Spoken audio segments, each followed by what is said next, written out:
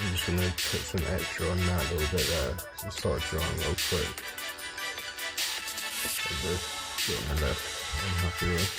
Just going to put some extra on top of that to start drying. It does dry really quick. So put the second layer, you can add a filler on that side, and I'll fill that little hole that you got as well. So hopefully that comes out good. So this one's got 2 layers on that one. Get the other one just like that underneath as well, so I think that's your next better, but we'll see how it comes out. Hopefully it's good. And now we're just going to start her up, make sure she's running alright.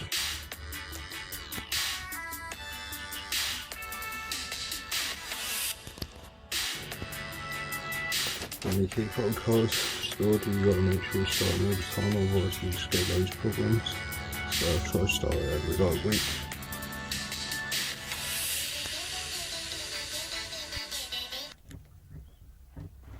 What we do here is go back.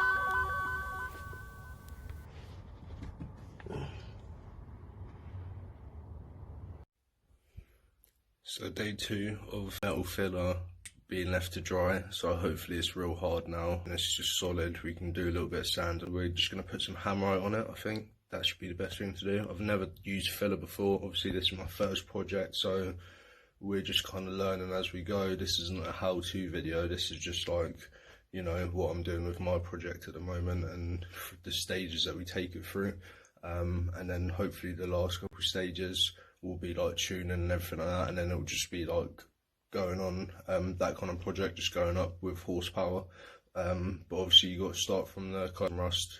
Yeah, we just had to get that sorted. So I'm going to put Hammerite over the filler, so it's blackened, so it's just got a good finish on it, and then hopefully that should be alright.